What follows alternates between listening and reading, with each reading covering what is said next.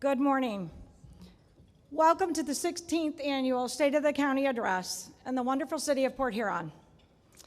Mayor Rep is sorry that she could not be here today, but she is traveling around Europe, so I'm not even sure she's really being honest about that, but we'll give her the benefit of the doubt. It is my honor and privilege to extend the warmest of greetings to you as you visit us in this beautiful city, the place we call home. With our international flavor, miles of waterfront, growing economy, spacious green parks, idyllic downtown, and charming neighborhoods, it's hard not to fall in love with Port Huron. And while I'm partial to the city of Port Huron, and I'm proud to call it home, regardless of where in St. Clair County you call home, I'm sure you will all agree with me when I say there is no greater place to live, work, and raise a family. From all the amazing people to the schools, the businesses, the leadership, and the beautiful blue water and the view, St. Clair County is truly the best. As we prepare to hear from local leadership on the accomplishments of the past year, the status of today, and the vision for tomorrow, we must first recognize the Blue Water Area Chamber of Commerce. Thank you for all you do and for once again hosting this event. And I would like to personally thank you for growing this event to the size necessary to move it to Port Huron.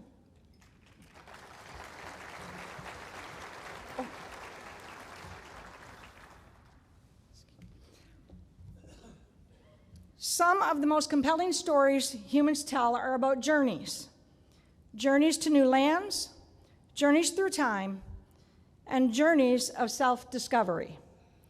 Like anyone planning a journey, organizations and communities benefit from a clear sense of direction. From small businesses to major corporations, nonprofit organizations, and governmental entities, the Blue Water Area Chamber of Commerce has been an integral and influential partner in setting the direction for our county. Under Thelma's leadership, they continue to grow and are stronger than ever. The Chamber has been instrumental, along with all of you here today, for the success and growth of St. Clair County. Together, through collaboration, partnerships, and shared visions, we all set the direction that allows our entire region to prosper. Once again, welcome to the beautiful city of Port Huron and the 16th Annual State of the County Address. Thank you.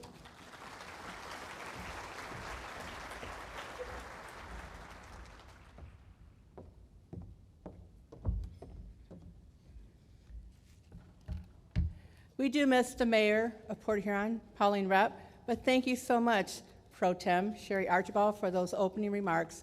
We do truly appreciate you all being here today. It is a magnificent view from up here, seeing all the people out there. And we are very fortunate that we have a very giving community to have that happen. It's not just about the chamber, it's about all the organizations and all the leaders in this community working together. And we know, as a community, we do that. We hear it over and over again from other communities that don't have that same luxury that we have here in St. Clair County.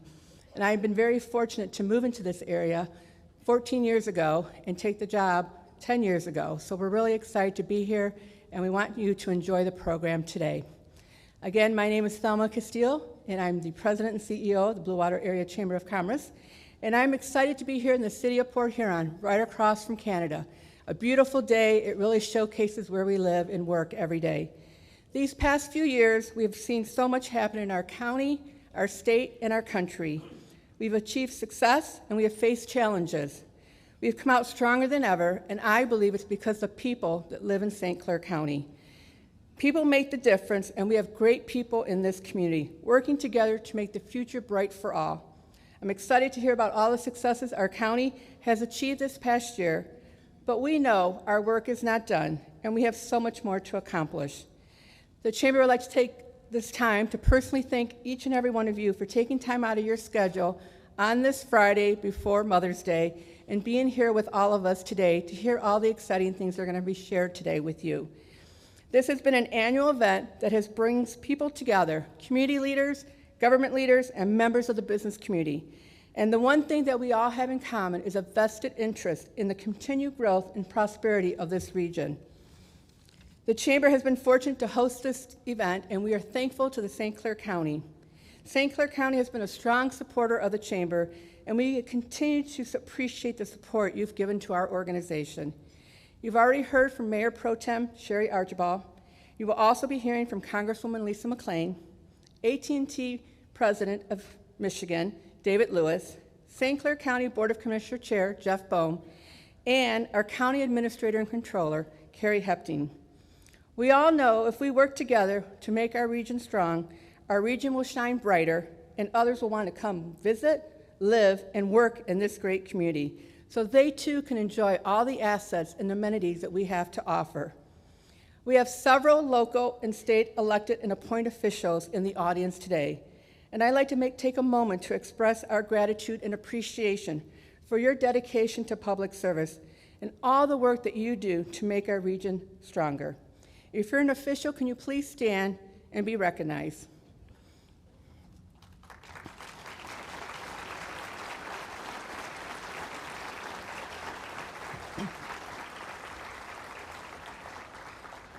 The Chamber is also fortunate to have several key partners for this event, St. Clair County and the Blue Water Convention Center. We could not do this work without those two partners, and it's very significant and showcased here today with all the wonderful people in this audience. The Chamber also has had several levels of sponsorship, which have been visible throughout the entire program up there on that screen. Our presenting sponsor is Eastern Michigan Bank. Thank you for everything that you do to support us. Gold sponsors include Avia Credit Union, AT&T, Blue Cross Blue Shield, DTE, ITC Holdings, McLaren Port Huron, Nickel & Sap Insurance Agency, Physician Healthcare Network, and St. Clair Community Mental Health, and UHY. It is with your financial support the Chamber is able to host events like this for our members and our business community. We truly appreciate the investment our businesses provide to the Chamber to support our organization. On behalf of the Board of Directors and our Chamber staff, we would like to thank you for being a partner and a sponsor for the annual 16th State of the County Address. At this time, I'd like to recognize our Board of Directors if they provide endless support to the Chamber, and we are grateful that our board members support our programs and events. Can I please have them stand and be recognized?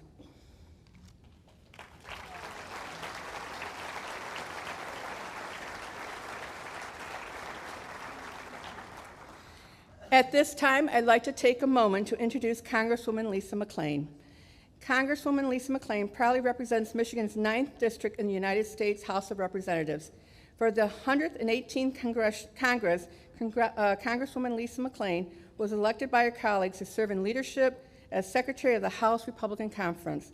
She has spent her time in Congress championing issues that impact her home state of Michigan, as well as the entire country. Policy areas like agriculture, economics, financial services, national defense, homeland security, immigration, healthcare, and Veterans Affairs are just a few of the issues that she works on each day in Congress. And we're very fortunate she is in our district today. She's been spending a lot of time in Washington, D.C. She currently serves as the chairwoman of the House Oversight and Accountability Subcommittee on Healthcare and Financial Services. She's a proud member of the House Armed Service Committee and the Committee on Education and Workforce, and the House Budget Committee as well. Prior to serving in Congress, she spent more than 30 years building and growing a top-tier business from the ground up. She has firsthand knowledge from the private sector that she uses to advocate for important issues on behalf of her constituents. Lisa is proud to serve for the people of the Michigan 9th District. She lives in Romeo with her husband Mike, 4 kids, and a dog Peanut. Please welcome Congresswoman Lisa McClain.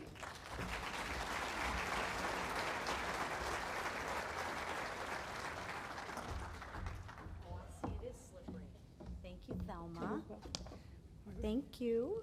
You're so sweet. Okay, we're going to go without the box. I guess. I thought there was a box up here. That's right.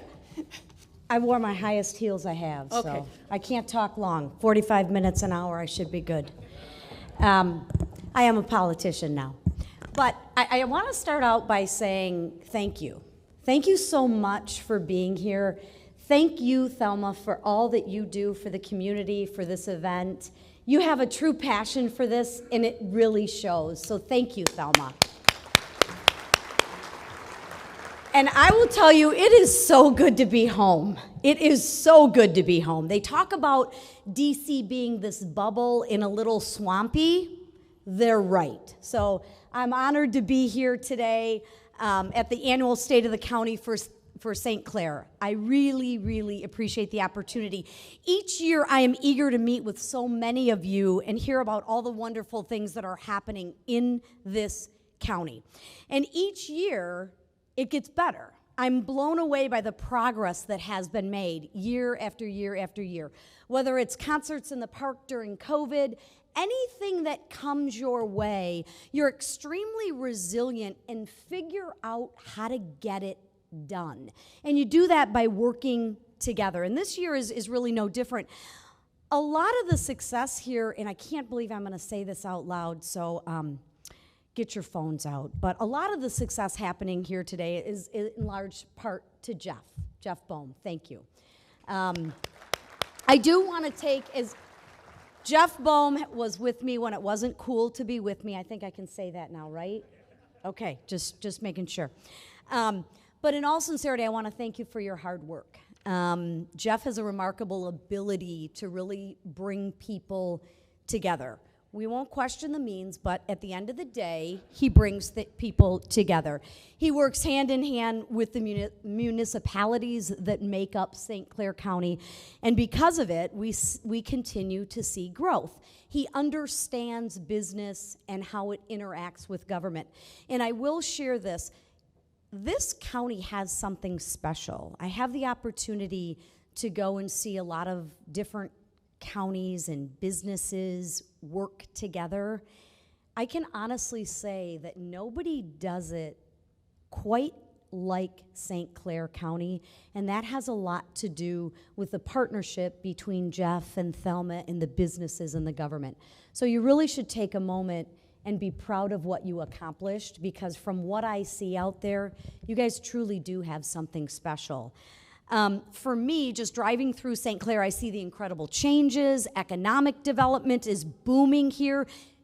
Here's something crazy, but people are happy, right? You turn on the TV today and everyone's griping and complaining about something. You ask yourself, like, what happened in life to make you so bitter? But then you come and you get by the water and you see the people of the community, and you guys are actually happy, warm and welcoming.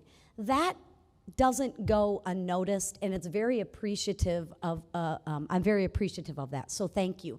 The resurgence in this economic vitality is truly inspiring, and at the heart of this resurgence are some small businesses throughout the county that truly are the backbone of this economy. You get, and you can connect the dots, that with a strong economy, with a strong small businesses, you are a vibrant community, right? If we truly want better social programs, if we truly want to raise all boats, it comes through small business. And the partnership that you have is remarkable. For too long, small businesses have been overlooked, overshadowed by large corporations and conglomerates. But let me tell you something. Small businesses are the lifeblood of our economy. They are the embodiment of the American dream and fueled by hard work, determination, and innovation right here. In St. Clair County, we have seen firsthand the transformative power of small business. From the small stores to the bustling cafes, from the innovative startups to family-owned enterprises, these businesses are driving growth, creating jobs, and revitalizing our communities. I mean, we can even say, and I do say this, that St. Clair is now the theater capital of Michigan, right? We got 2 theaters here. Who'd have thunk it, right? But their impact extends far beyond economic prosperity. Small businesses are woven into the fabric of society, fostering a sense of community and belonging. They sponsor local events, support charitable causes, and provide a sense of identity that is really unique to St. Clair County. As a Republican Congresswoman, I am committed to supporting policies that empower small businesses to thrive. Now, I'll be honest, I do have a little bias. I did own a business, but it is your economic systems, and I say this over and over, that give you your social programs, so we have to continue to support small business. I am proud at the federal level that we have been able to secure many wins for this community, but I didn't do it alone. I did it with the help of you all, because you all are closer to what you need. So let me just give you a couple things that we've been able, and funding that we've been able to secure. In 2022, $2 million was appropriated for projects here. Clay Township, the Ira Interceptor Project in St. Clair Watershed, drinking water and improvement. 23, nearly $6 million for the King Road Bridge replacement, M29 water replacement, the Maywood Sanitary Sewer Pump Station. You see a common thing of infrastructure. It's critical. The City of St. Clair Water Project, and in 2024, I secured $4 million for Bryson Lake Sewer, Clay Ira Water System again, Main Street streetscape projects, and this coming year, I'm working to secure even more resources, fighting for the projects that are important and imperative. I will take a moment. I do get a little bit of heat for securing earmarks, we call them. We call them community-funded projects now, but don't let the facts get in the way. The reason why I do this is if we don't get the money, guess where it goes? Somewhere besides here. I'm tired of being a donor state. I'm tired of being a donor district, and I am committed to bringing your tax dollars back to your communities so we can build a more prosperous, vibrant economy. That's what I'm committed to. So I hope we continue this path, but I need your help in sharing with me what our priorities are so we can continue to do this in the future. And with that, I'm extremely excited and again, thankful and humbled to be here today. You do truly have a great public-private partnership with the community. Thank you, Thelma. Thank you, Jeff. Thank you to everyone who is here today for making St. Clair something very special.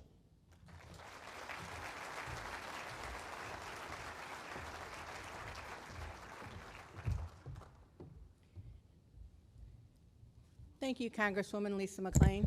We do appreciate you being here and taking time out of your schedule to share some insightful information regarding what you're doing in Washington, D.C., and how you can help St. Clair County. At this time, we'd like to take a moment to introduce David Lewis. David Lewis was named president of AT&T Michigan in March of 2018. As president, Lewis was responsible for regulatory, legislative, and external affairs, as well as community and industry relations throughout the state of Michigan. AT&T has nearly 3,300 employees working in Michigan, and nearly 12,300 retirees living in this state. The company has invested nearly $1.5 billion in its best-in-class wired and wireless networks in Michigan between 2020 and 2022. Since assuming the state president role, Lewis has quickly become a leader in the Michigan community, joining the boards of several chambers, including the Michigan Chamber, Detroit Regional Chamber, Detroit Economic Club, the Lansing Regional Chamber of Commerce, and Wash College. He was also named a Michigan Chronicle Men of Excellence honoree, receiving the Wash College Jeffrey W. Berry Award for Educational Excellence and Community Service, and the 2019 Compassionate Corporate Leader Award from Sayre Metro Detroit, which happens to be run by my cousin, Eva DeWash. In 2020 and 21, Lewis serves as a chairperson for the Salvation Army Red Kettle Campaign and received the Doing the Most Good Award from the Salvation Army in 2021. He was also named Crane's 50 Names to Know in Lobbying in 2022. He has spearheaded AT&T's Believe Detroit initiative, a community and employee engagement initiative aimed at promoting educational opportunities, academic achievement, and a path of self-sufficiency for the Detroit community. He's a graduate of Bachelor of Science degree from Ball State University and has a master's degree in public affairs from Indiana University. He's happily married, and both are proud parents of their daughter and son. Please welcome David Lewis to the podium.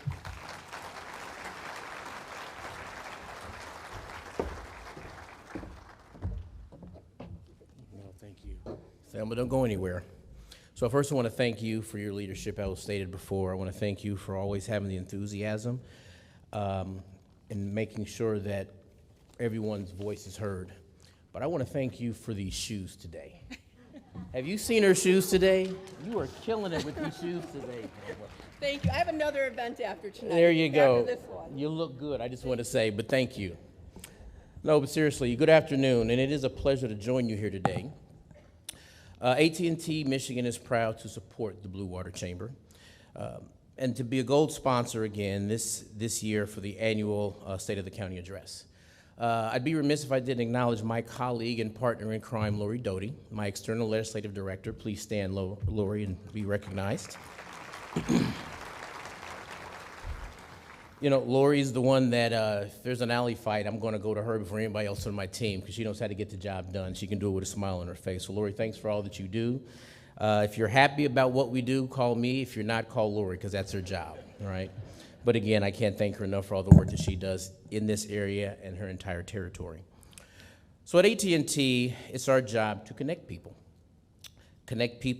with friends and family, connect people to work and opportunity, connect people to learning and growth, and connect people to safety and security. A company with just under 150,000 employees nationwide and just under 3,400 employees in the state of Michigan, AT&T has been investing in Michigan for over 145 years. It was already stated our investment number for 3 years, so I will forego that, but we are investing in our fiber network. With more than 3 million strand miles of fiber optics in Michigan, AT&T fiber is now available to more than 700,000 customer locations in 110 communities throughout the state. We're expanding our 5G network to more cities and towns across the United States, including to communities across the state, so Michiganders can have the access to reliable connectivity and network. We are expanding and enhancing FirstNet, the only network built with and for America's first responders and the extended public safety community, to give public safety better access to their network. Here in Michigan, we are connecting public safety agencies and organizations in nearly 360 cities across the state, including St. Clair County. We've also rolled out Band 14 nationwide, high-quality spectrum set aside for the government specifically for FirstNet, on more than 1,700 sites across Michigan to provide public safety to truly dedicated coverage and capacity when they need it.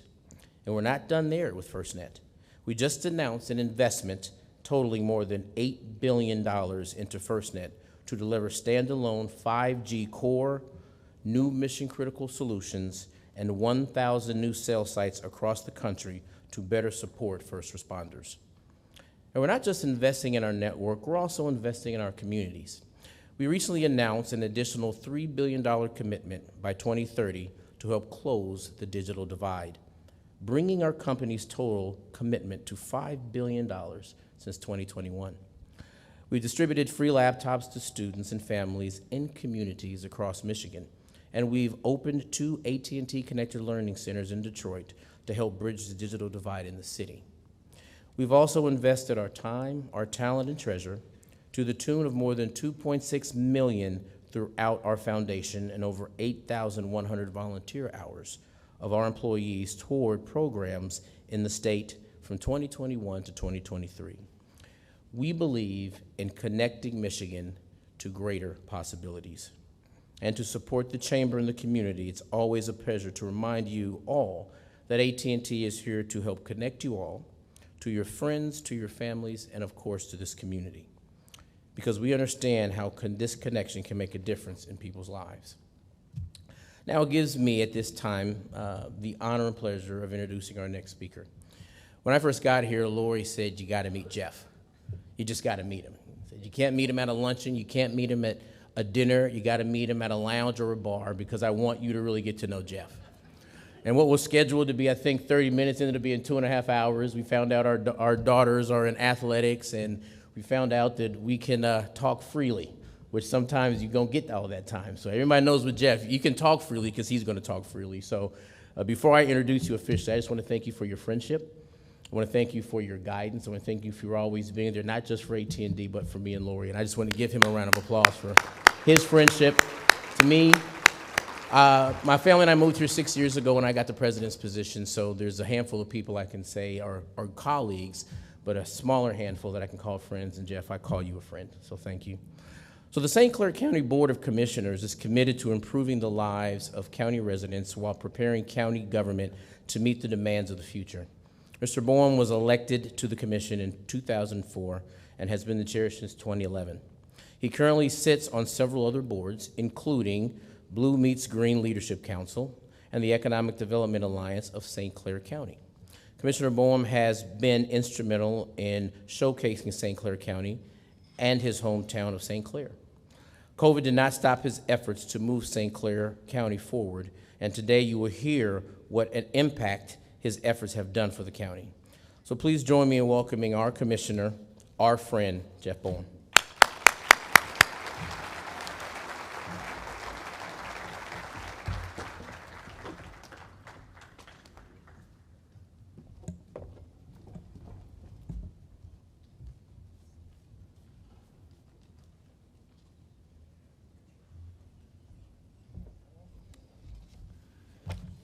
Just give me a minute to get set up here.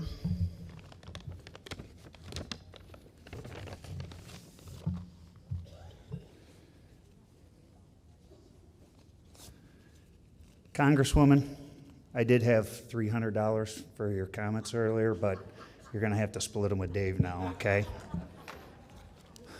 Thank you for the kind words. Let me find my speech now.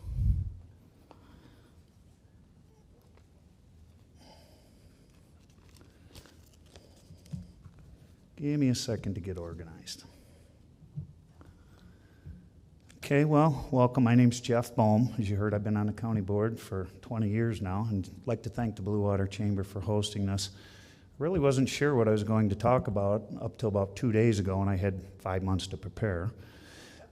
Usually I talk a lot about bricks and mortar projects. Today we're going to do a little different twist on this. You're going to hear later from Carrie Hepting. She's going to talk to you about the county government and all the great things that we've got going on there. There's many different governmental organizations here that all play a vital role in St. Clair County. Not just do they provide service, they provide a substantial economic impact. I'm going to share some information with the one I selected that I feel is important to residents of St. Clair County. It's our community mental health. Locally, St. Clair County Community Mental Health has been a leader in the state, providing new and innovative programs and support to the community. As a certified behavioral health clinic, its services are open to all residents, those with mild to moderate mental illness, those with substance use concerns, and even those with private insurance. This means services at CMH are accessible to nearly all residents in need of mental health or substance abuse services. CMU has seen a 14% increase in the number of individuals served in last year. With a $100 million budget, that's actually larger than the county's budget. We're $71 million. CMH employs 456 qualified professionals throughout 5 locations in Port Huron, Marine City, and Capac. Through partnerships with local law enforcement agencies, school districts, and other community partners, CMH provides mental health education, training, and support beyond those services in its building. Many of our local law enforcement agencies work directly with CMH to provide training for their officers to better equip them to recognize mental health concerns in the field and within the ranks. Port Huron has embedded clinician and support on calls to its officers. Sheriff Matt King, I saw him in the room earlier, believes so firmly in support of this system, he's traveled to Washington, D.C. to advocate for legislation that opens access through the mental health system. I'm going to play a little.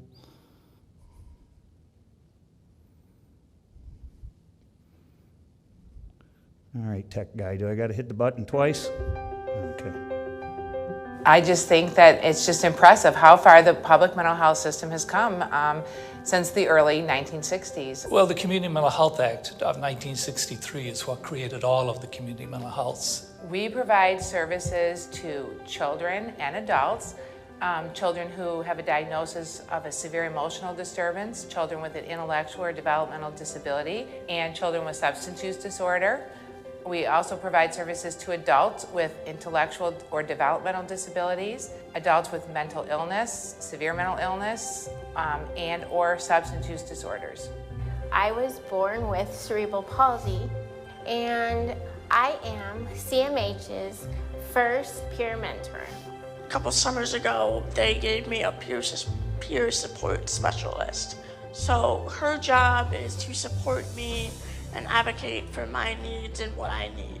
One of the facts I think is important for people to hear is that 1 in 5 Americans will experience a mental health episode or be impacted by a mental health issue at some point in their lives. So that if somebody is sitting at home and has somebody in their family who they think is in danger, who's at risk, they can pick up that phone. It's important for people to remember that people don't wake up one day and say, I want to be an addict or I want to be an alcoholic. It's a disease, just like they don't ask for a mental illness.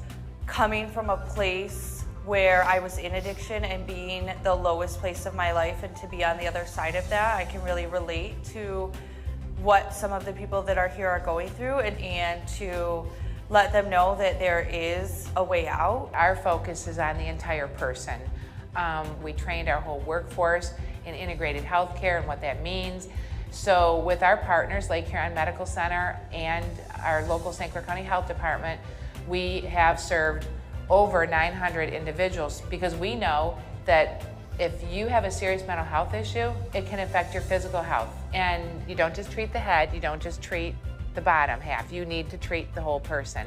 After that it becomes, how do we teach people not to get back into it, and how do we enhance their lives as they move forward, and believe that everybody can recover from whatever bump in the road they just hit.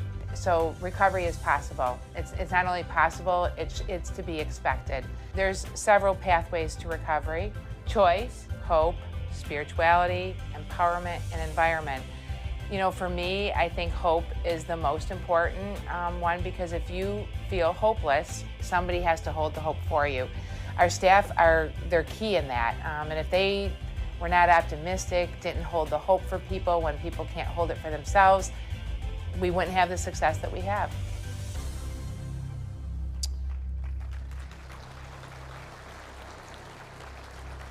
If you get a chance, on your tables, there's a booklet of information on community mental health services. And Debbie, thank you for all that you do. So I often talk about our regional partnerships. First of all, I'd like to welcome our friends from Macomb County in the room. When we talk about our region, we generally talk about St. Clair County, Macomb County, Wayne County, Oakland County. A couple stupid, useless facts, because I'm full of them. There is, from here, doesn't include Canada, there's 5.3 million people that live 2 hours from here. That would make you the 23rd largest state in the country. It's more population than Alabama, South Carolina, Louisiana. Look it up. I didn't believe it before. There's 3.1 million people 1 hour from here. But I think we all well know that our closest partner in the room here is Macomb County. We've developed great working relationships over the years. This is a program last year that Mark and I did that was sponsored actually by our Blue Water Chamber, Macomb Chamber, and really just talked about a lot of the synergies. And if I think about Macomb County, how many of our residents actually drive every day into Macomb County? My wife works in the Utica school system, all right? So we choose to live out here. She chooses to make that drive. So it's so important. Every year I go to Macomb County, State of the County, and I hear about all the great things that are happening down there. And it's so important to have good people and good leadership. We've got Mark, we've got Brad Kirsten, Chesterfield, Tom Saman. You guys are a big part of our community. I don't consider you guys St. Clair County, Macomb County. And Mark and I like to do a lot of bantering back and forth. So I go to this event last year, and everybody's wearing a Macomb Loves Bohm pin. Kind of humbling, when you walk around there and there's your face on 150 people's lapel. So we're going to touch base a little bit on some economic development. I'm the vice president of our economic development team. This building right here, if you drive down 94 at 23 Mile Road, you look over to your left-hand side, that's going up. That is in Brad's Chesterfield over there. That is a 600,000 square foot building that's followed up by a 400,000 square foot building. Now, I'm not going to sit here and cry sour grapes. That building wanted to locate in St. Clair County, and we didn't have available property along the 26 Mile Road corridor. That is a fact. You can ask Dan Casey and his team over there. But at least it landed down the road because it's going to give people opportunity in St. Clair County for jobs. So Dan Casey and his team, JP and Vicky, always thank you for working together with St. Clair County. Going to move on. So Mark, you thought I was going to let you off easy, didn't you? So Mark is an excellent leader, and he's a very talented guy. And I don't think people know how much he does for charitable events. A few years ago, he got me involved in a Dancing with the Stars. At Turning Point, I had to go to dance lessons every Thursday for 5 months, 16 in Van Dyke, Arthur Murray Dance Studio. And I still was a horrible dancer after 5 months of dance lessons. So Mark actually has some other hidden talents, and I'm going to share these with you. But guys, it was Macomb County Executive Mark Hackle who just stole the show. Take a look.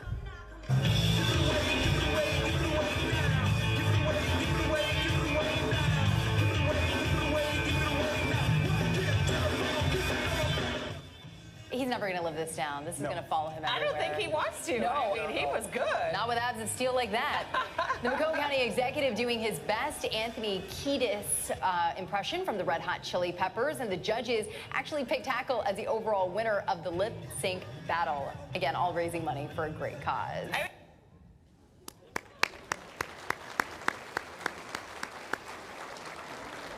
And that was actually JP on the drums, and Mark's wife was one of the backup dancers there.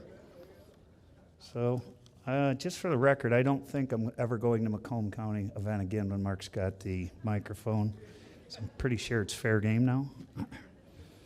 So, got another special thing coming up.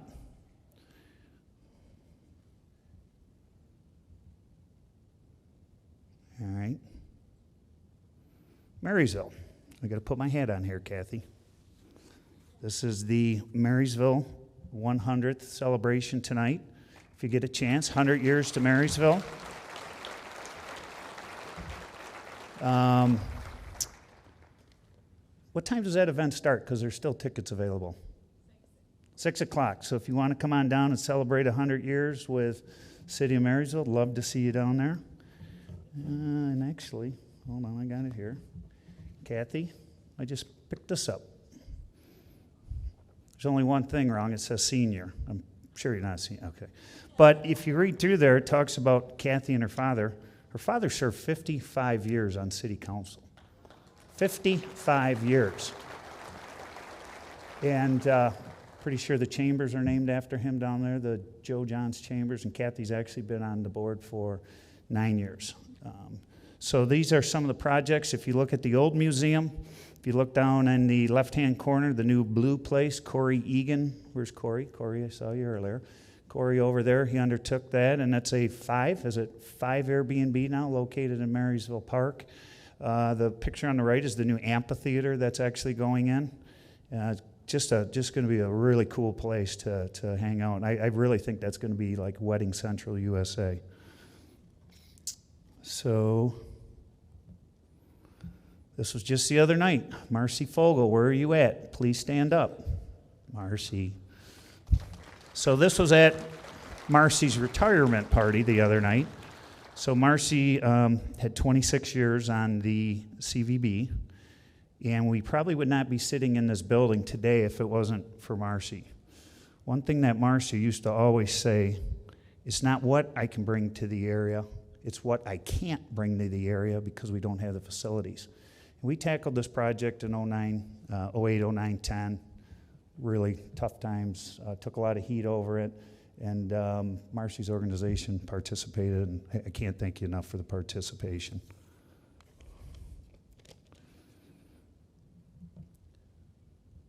Okay. Do we know what this is? Jim Tavano. Where's Jimmy? Stand up. Is this the new Hamlin Pub in St. Clair? Jimmy owns the Hamlin Pubs, okay? Joe Henninger, stand up. Joe owns Cabana Blue in Clay Township. Is this the Cabana Blue? Okay. This is White Castle. And why do I have a picture of White Castle? Who likes White Castle? Show of hands in the room. Who doesn't like White Castle? A lot more people, right? So I got a little story for you, and love her dearly. Joey Torello. I was talking to Joy the one day, and she doesn't have a bad bone in her body. Joy is an absolute sweetheart. She's on my board with me. And she says, Jeff, I don't want you to take offense to this, but when people ask me, what's Jeff Bohm like? He said, he's kind of like White Castle. You either love him or you hate him. James Freed's definitely a crave case. Where's James at? So, with this, we're going to give a little something away here. I need my friend Tom Saman, the mayor of New Baltimore. Tom, you got to come up here. Yeah, he's there. Come on up. If you get an opportunity, come on up, Tom. Get up here. I need James Freed, too. Both of you guys. Get up here. And James Freed, where's James at? Get over here. Get over here, Freed. So, Tom, if you get a chance, get down to New Baltimore. I hadn't been to New Baltimore literally, and 3 years ago, never went there. Last couple of years ago, there all the time. Some unbelievable restaurants, music and Wednesdays, just all kinds of really neat stuff. Get up here, guys. Get up here. No, get up here. Get up here. We'll stay here. I'm carrying. Come on. Come on. Get up here. I need James to the right. I need Tom. Well, right over here, guys. Get over here. Stand over. How you doing, man? Good to see you. I know. I actually was out the door 10 minutes ago. I don't know why I came back. Okay. This is going to be a new award. I think I'm going to start. Don't open it. From here. You got to show them what I got you. These two are this year's White Castle recipients for government. Let's give them a round of applause. All right, I'll take that on. I'll take that on.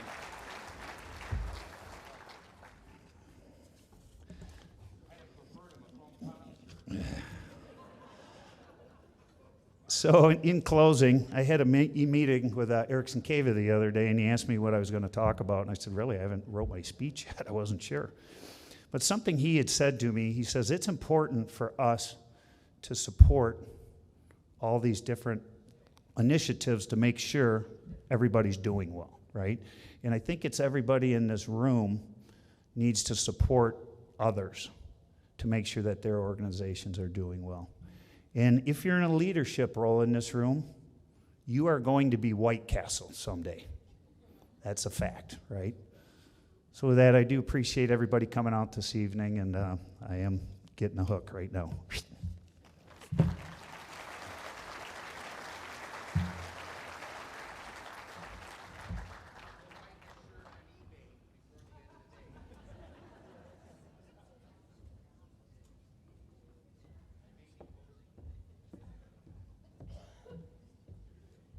We have another hand for our chair of our Board of Commissioners, Jeff Bohm.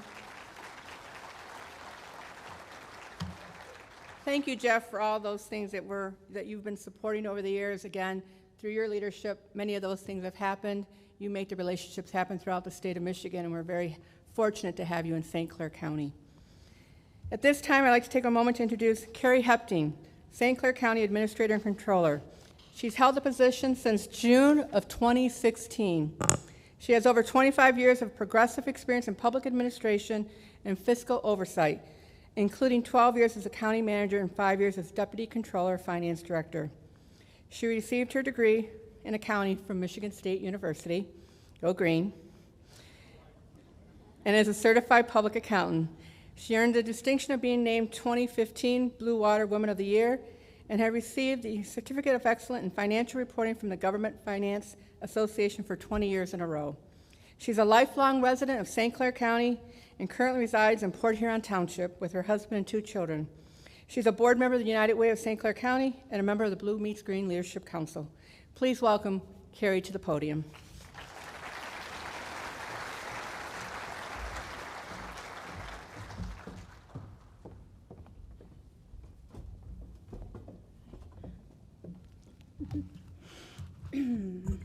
Okay, I promise I have no singing and no prizes, so I don't know if that's good or bad for everyone, but it's my pleasure to be here today to deliver the 16th Annual State of the County Address. I'm actually really excited about how this year's presentation came together, and I hope and think you'll all walk away with a better understanding of our county services. Hopefully you were all able to look at and enjoy the slideshow that was playing during lunch. Shared a lot of our financial information. It's very important to share, but I want to focus the majority of my time today on the services we provide with those funds. The annual budget is not just a spreadsheet of numbers. It tells a story of the priorities and needs of our community. A lot of misconceptions exist out there about how tax dollars are spent at the county level versus federal or state.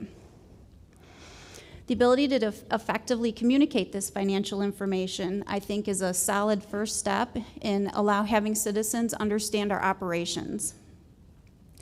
You'll notice as we go through the slides, this year's financial presentation looks a lot different than in the past. I recently read a book called Making Numbers Count, and it's the art and science of communicating numbers.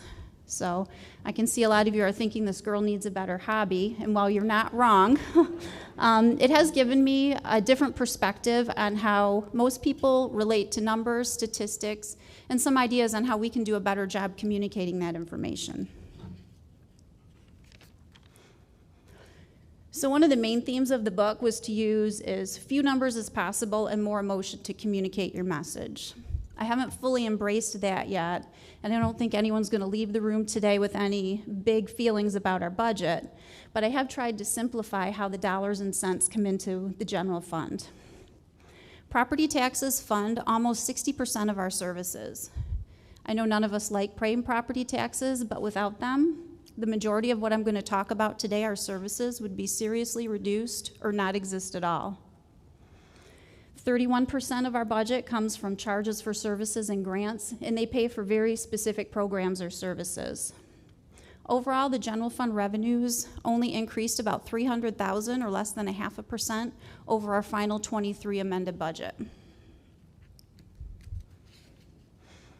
We adopt a balanced general fund budget every year, so our spending is determined by the available revenues coming in. On the screen, you'll see the allocation of the budget to the different program areas. Now, the goal of government is not to operate at a profit, but provide service. That being said, it's important to maintain and add to our reserves every year to maintain an adequate amount proportionate to our spending. The county's financially stable. We've maintained our AA bond rating, and we continue to pay down our debts, as you should have seen on the earlier slides. Our annual audited financial statements, budget documents, along with monthly budget reports and check registers, they're all available on our website for anyone to see. So we know how we spend your tax dollars is important, and it's great for me to stand up here and say, we spend $30 million on public safety. You know, it's a big, impressive number, but what does that really mean? What I hope to do today is translate those dollars into the services we're providing. So next I'll be highlighting some of the initiatives and accomplishments of the past year. While we're talking about public safety, the Sheriff's Department divisions are the largest with over 200 employees and make up 40% of our general fund budget. Sheriff Matt King will now provide an update on his divisions. Hi, I'm Sheriff Matt King, and I'm excited to share with you some information about the Sheriff's Office. That will include some statistical data as well as updates on ongoing complaints and some information about things that are going on in the future at the Sheriff's Office. The Sheriff's Department Road Patrol has approximately 80 deputies who work in various responsibilities throughout the Sheriff's Office. Between Roll Patrol, Detective Bureau, and Drug Task Force, they stay very busy. In 2023, they responded to approximately 54,000 calls for service. This includes calls for service in areas in which we have contracts with.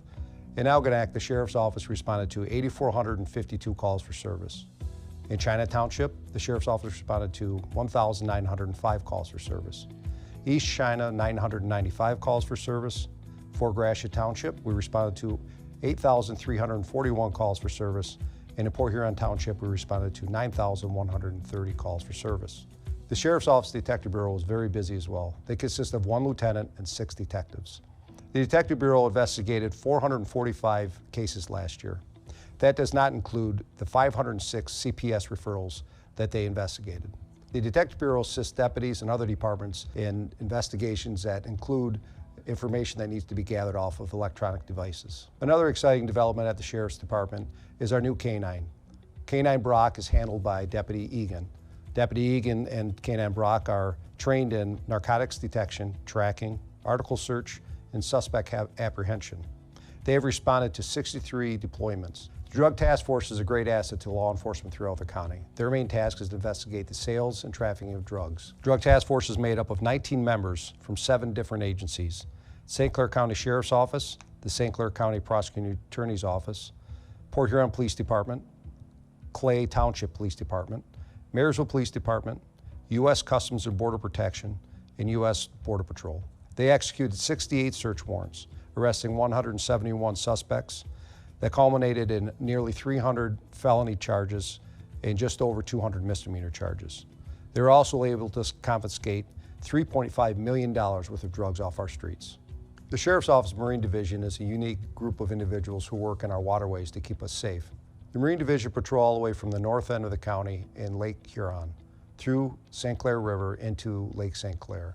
With a huge area of responsibility, the Sheriff's Office Marine Division patrolled 1,406 hours. They responded to 189 calls for service and policed 15 boat accidents. Some exciting news for the Sheriff's Office Marine Division is that we're able to procure the funds to order a new boat that should be in service in 2025. The Sheriff's Office dive team works hand in hand with the Marine Division. They consist of volunteers who are highly trained to dive in the dangerous waters of St. Clair County. The dive team trains monthly regardless of the weather, including ice diving. They consist of 33 volunteer members, and they responded to 13 calls for service last year. The St. Clair County Intervention Detention Center has a staff of approximately 100 people to maintain safety, provide services and support for people working in the jail, the courts, as well as the inmates. In 2023, the Sheriff's Office booked in 3,731 individuals. The Sheriff's Office provided 120 naloxone kits to individuals leaving our custody. The RSAP program saved 10,403 beds. This saved $624,180. The Sheriff's Office has many programs offered to inmates. While incarcerated, these individuals have access to programs to help them with substance abuse, behavior improvement, life skills, and mental health services. Through the Intervention Academy, 6 individuals earned their GED. 43 students participated in earning credits toward their degree. In a 2023 State of the County update, we gave some information about an ongoing case we've been working on, the Karen Humphreys case. We had advised that there was some developments in this cold case. Several deputies throughout the years, some current and some retired, worked tirelessly to bring some kind of closure to this case. We're excited to say that 2 suspects have been arrested. Other things to look forward to in 2024 is that it's an election year. With that, the Drug Task Force millage is up for renewal. You will find it on the ballot in the primary. Sheriff's Office has been working hard to produce the first ever annual report. For a more in-depth breakdown of what the Sheriff's Office did in 2023, please find that online. Thank you.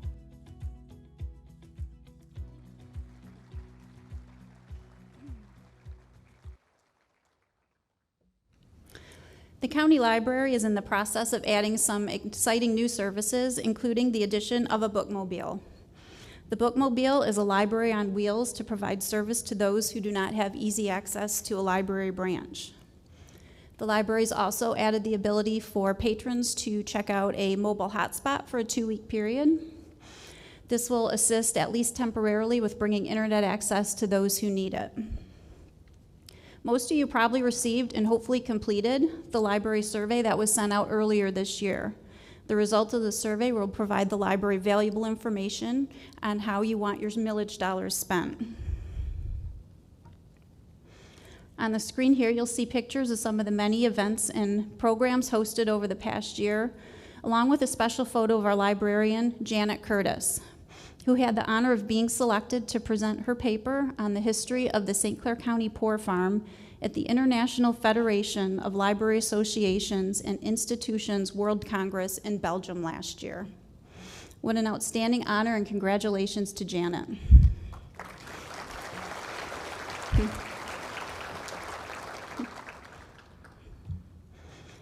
Our residents have historically and overwhelmingly supported our special millages, and I think that can be directly attributed to the quality of the services we provide. You'll now hear an update on our senior millage along with a new program that was implemented in 2023. Hi, I'm Jenny Posey. I'm the Senior Millage Administrator, and I'm here in the lovely Marine City at the Washington Life Center, and we're here to talk to you about the Senior Millage and the associated services. The Senior Millage funds and services are vetted by the Commission on Aging, which is an advisory board to the County Board of Commissioners. There are 12 local agencies that are contracted to provide services in St. Clair County. And the minimum qualifications to receive services are that you must be a resident and you must be at least 60 years old. The Council on Aging serving St. Clair County is the largest recipient of funds and provides the vast majority of services. I'd like to share a few numbers with you to help demonstrate the success of the senior millage programs. In 2023, nearly 13,000 unduplicated seniors were served last year. Our hardworking service providers put in over 146,000 hours to provide those services. Lastly, over 297,000 meals were served by the Council on Aging. Additional data can be found in the Commission on Aging's 2023 annual report, which is located on the county's website. I'm here to talk about the new services that are funded through the Senior Services Millage for the Council on Aging. We're very excited this year that we've been able to offer 2 new programs at the Council on Aging, programs to help seniors cover the cost of hearing aids, as well as glasses and vision exams and hearing aid exams. This is in addition to another program funded by the millage, the Personal Emergency Response System that's funded through the Visiting Nurse Association. We are so fortunate in St. Clair County to have the Senior Services Millage. I currently serve as the president of the Michigan Directors of Services of the Aging, so I see what's going on in the rest of the state. There are waiting lists for crucial services such as home-delivered meals, and we don't have that in St. Clair County. We are so blessed that the community supports all of these services. The other thing that's amazing in St. Clair County is how well the 12 funded agencies work together. Our primary goal is to serve seniors, and we do that by helping each other out and meeting the needs of seniors. Next, we're going to talk to Donna Simonian.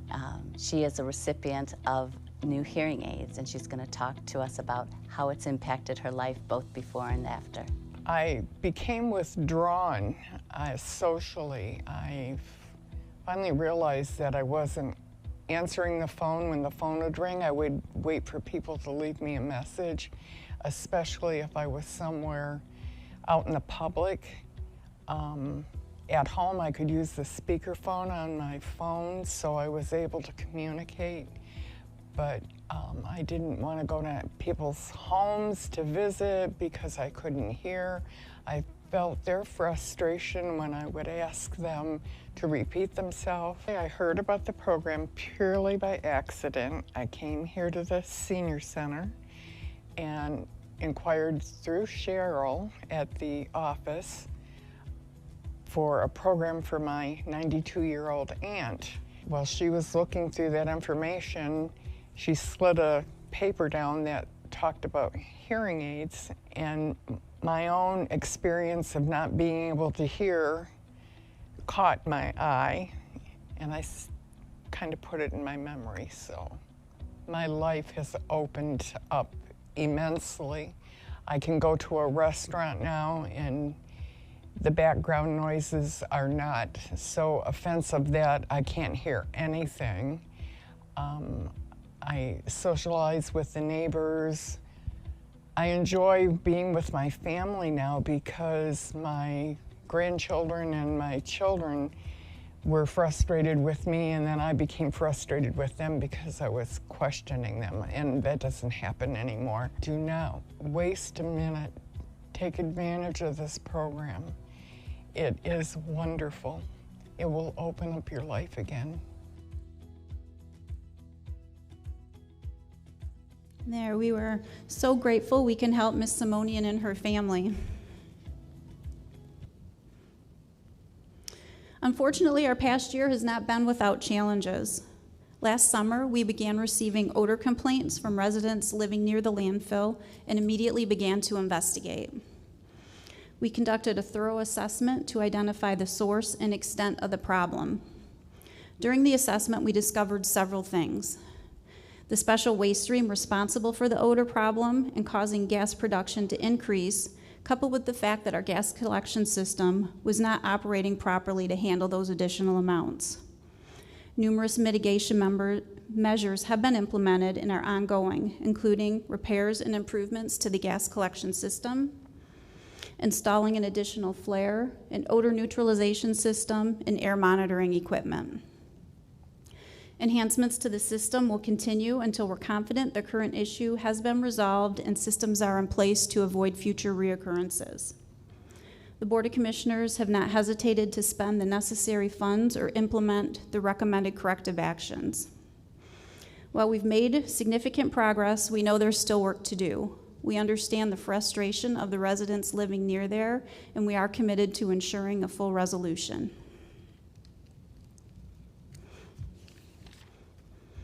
The county's parks continue to improve each year. With the assistance of a trust fund grant, we were able to acquire 2 additional acres adjacent to our North Channel Park, and that park development is set to begin this year. We also had the addition of a naturalist invasive species expert to our staff that has allowed us to expand our educational programming. In '23, a parking booth was installed at the Fort Gratiot County Park. Non-residents are now charged a fee to park.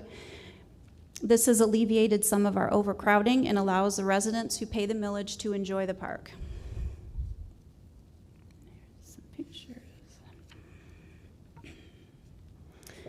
The health department offers a wide variety of services, including disease prevention, general health services, food safety, and environmental health. Our public health officer, Liz King, will now provide an update on the health department's activities. I'm Liz King, St. Clair County Health Department Director and Health Officer. The St. Clair County Health Department saw a theme take shape in 2023, growth. Our footprint is changing. Throughout the year, we secured funding and launched 2 traditional child and adolescent health centers in Algonac and Yale school districts. We modified bylaws to add 2 at-large Board of Health advisory seats. And most excitingly, acquired a new building space. Meetings, designs, and walkthroughs began and will continue to take shape in 2024 with a move goal of 2025. Many thanks to County Administration and the Board of Commissioners for recognizing the need and working in partnership on solutions. Programmatically, SCCHD continued to deliver high-quality service to residents in 2023. Highlights include environmental health staff processing a total of 517 food service license applications. During the summer months, we participated in a statewide program to track and identify mosquitoes and ticks carrying harmful diseases such as Lyme. Additionally, 8 county beaches were monitored weekly for E. coli levels. For 2 consecutive years, the water quality results have been exceptional, marking a significant milestone in over 2 decades of sampling efforts. The Women, Infants, and Children, or WIC, Supplemental Nutrition Program served 2,661 households, while our Maternal Infant Health Home Visiting Program enrolled 319 new families and completed 2,214 visits. Our Student Health Center professionals provided 2,683 total medical and wellness visits with students at locations in Marysville, Port Huron, Algonac, and Capac Public Schools, as well as our SC4 clinic. The Community Health Education and Outreach team attended 66 community events and had 11,049 face-to-face interactions with the community. The team also conducted numerous community presentations on topics such as vaping, substance use, hygiene, and disease prevention. Finally, SCCHD launched the 2023 to 2027 Community Health Improvement Plan, also known as CHIP. The purpose of the CHIP is to move the needle on pressing health issues facing our community. 3 priority areas were identified and include mental and behavioral health, substance use, obesity, and associated behaviors. All organizations and individual community members are encouraged to share how they are working to improve these issues through an online survey tool found at healthyscc.org. In summary, 2023 was nothing short of amazing, and I continue to be inspired and honored to lead this remarkable team of staff and our community towards better health.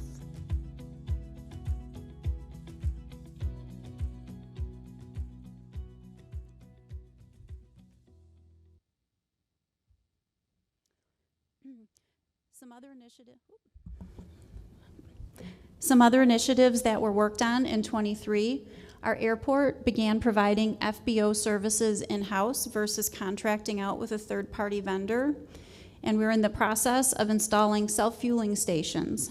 Our pilots will now have fuel available 24/7 without the necessity of a call-out fee to bring staff back after hours. The Register of Deeds is implementing a fraud alert program. This is a voluntary service designed to monitor, identify, and notify individuals whose name has been indexed from a document in the deeds office. While the alert system will not prevent fraud from happening, it'll provide an early warning and allow citizens to take appropriate actions if fraud activity has occurred with their property.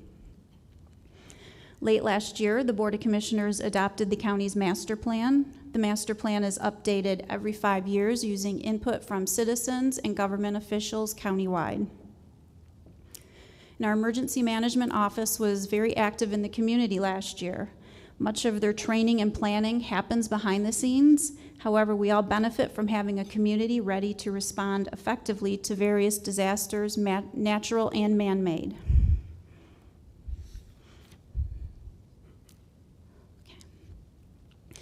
The county not only provides services to humans, but our furry friends as well.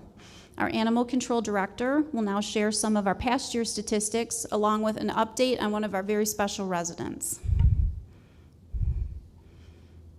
Hi, I'm Melissa Miller with St. Clair County Animal Control. I'm here to share with you some of the statistics and amazing things that we've done at Animal Control in 2023. In 2023, we had over 1,200 animals come into our care. Of those animals, over 173 needed emergency medical care. We're so thankful for those of you that donated to our emergency medical fund to support the animals that need that type of care. Our animal control officers responded to over 700 initial originating calls. Those calls could be animal welfare checks, cruelty complaints, dangerous dog, or animal at large. Through our CARES program, we were able to keep over 200 animals with the 63 families that love them. Thank you to all of you who have donated your time and items for the animals in our care, as well as your community.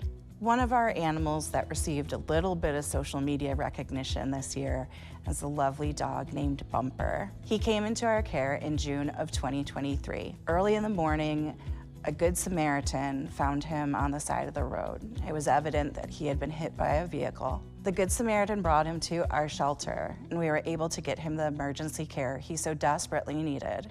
After some TLC and some time in emergency care, he was stable enough to repair the injury that he had to his leg. Through a series of surgeries, we were able to save Bumper's leg. He recovered in our care, and many of you over 2023 who purchased your licenses have probably met Bumper. He became a community favorite. He was also a frequent spokes dog on our social media posts. This year, he's gone off to his adoptive home. We're so thankful for his recovery. Saving animals like Bumper isn't an easy task. Lots of coordination has to go into their care, transportation to and from the hospital, as well as the daily care provided by our animal care technicians and our licensed veterinary technician. We look forward to providing you with more humane, safe solutions, investigations, and support throughout 2024. All of us at Animal Control want to thank the community so much for your generosity and supporting the work that we do.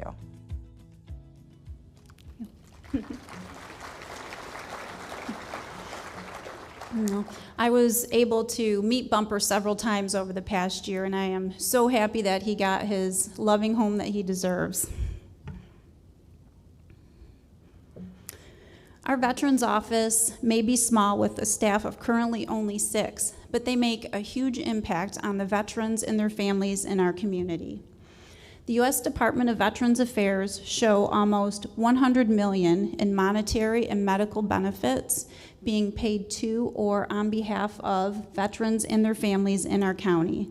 That's more than 140% of our total general fund budget. This is another millage that has been overwhelmingly supported, and as you can see, generates a significant benefit to our veterans with a small operating budget of less than $600,000. Here you see our veteran staff at various community events. They are always out there promoting awareness and our services. Last year, the county began implementing programs utilizing our opioid settlement dollars. The $19.5 million in funds we're slated to receive over 18 years represent a significant opportunity to address the impact of the opioid epidemic and support initiatives aimed at prevention, treatment, and recovery. Last fall, our opioid committee had the pleasure of hosting Attorney General Dana Nessel and updating her on our process and the plan programs.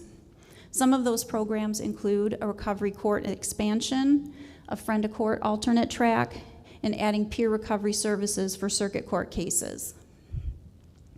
Recovery Court began as a grant-funded program with restrictions on participants to those with driving-related offenses. The use of the opioid funds has allowed us to expand eligibility and double the program. Beginning this year, a similar program will be implemented in Friend to Court, an alternative track for eligible participants having difficulty paying child support instead of the traditional non-payment consequences. Future programs being evaluated include treatment and detox resources, support for pregnant mothers struggling with substance abuse, and transparency reporting.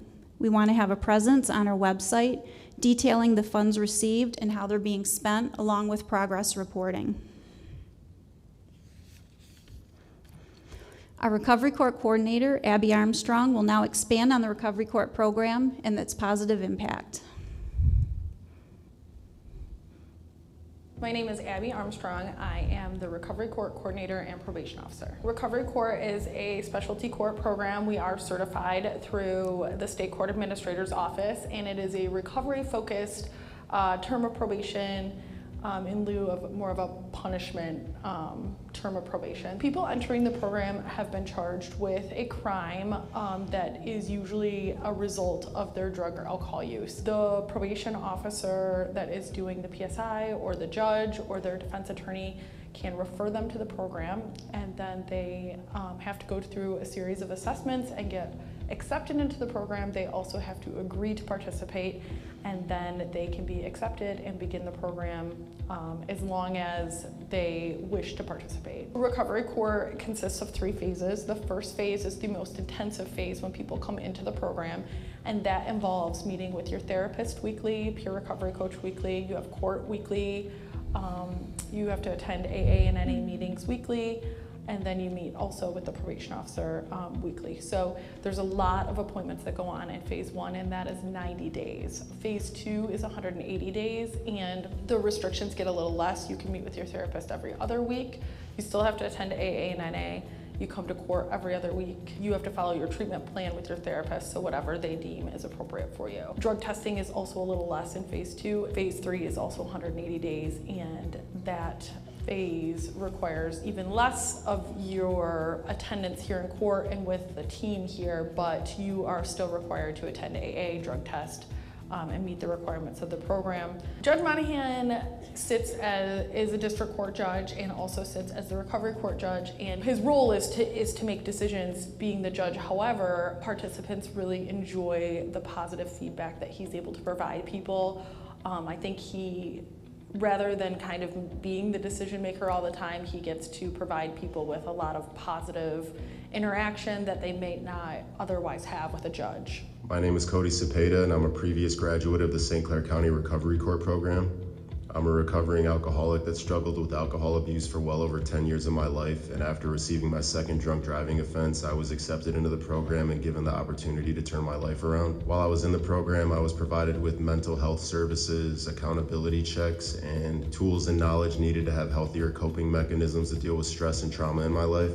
I can proudly say that at this current time, I'm 3.5 years drug and alcohol free. Since completing the program, I've been able to form healthier and happier relationships with loved ones and people that I care about.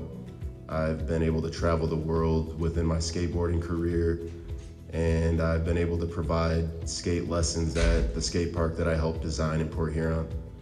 So I credit the recovery program as being one of the biggest pieces of my recovery journey, and I'm forever grateful that I was accepted.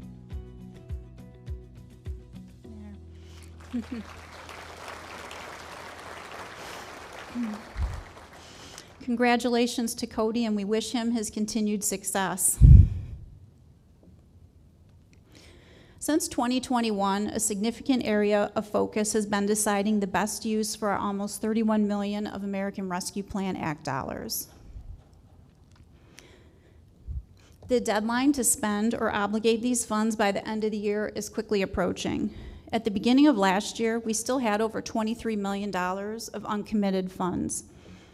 As of today, it's all been designated for various projects. However, we've only actually spent $7.5 million of it. So staff are inundated with a large number of projects happening right now. On the screen, you'll just see a general overview that I'm going to expand on in the next couple slides. There's also reports available on our monthly board agendas detailing every dollar spent of our ARPA funds.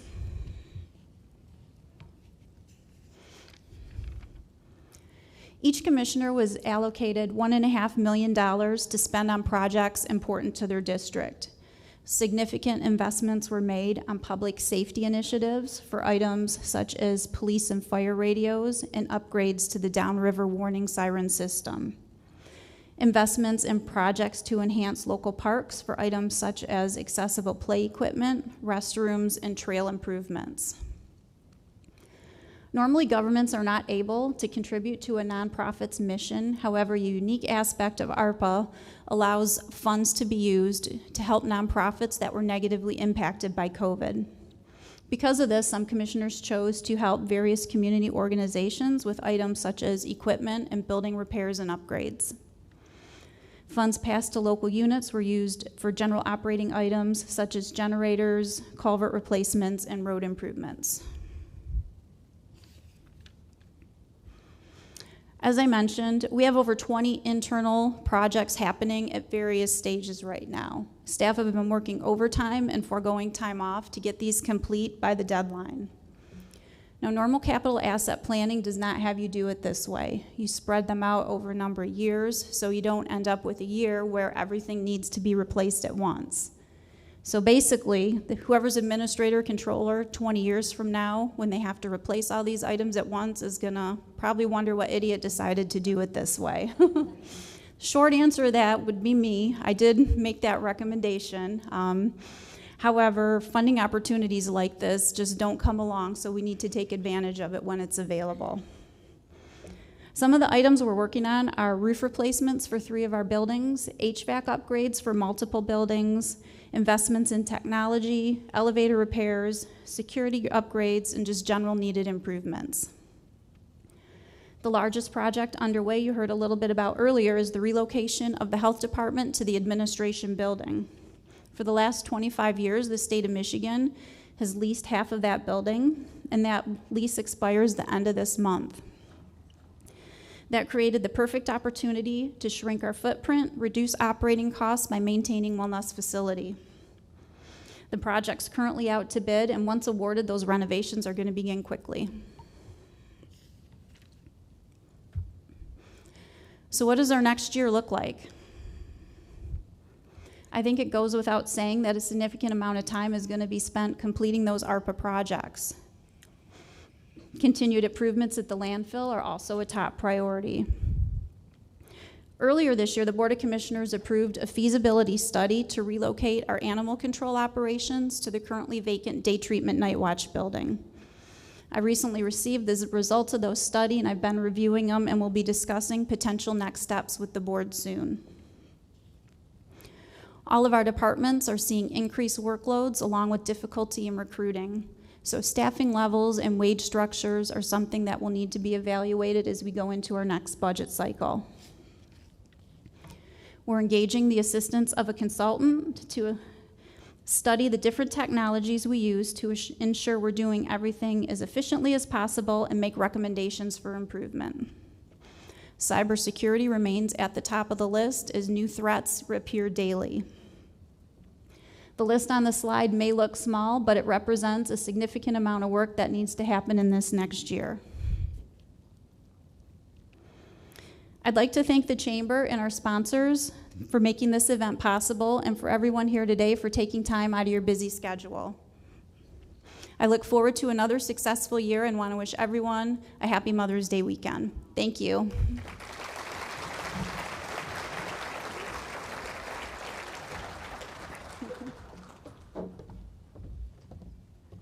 Again, can we have another round of applause for our Administrator Controller, Carrie Hepting. Thank you to all the St. Clair County employees. We appreciate everything you do for our county. We also want to thank the Blue Water Convention Center and their staff for their great job today.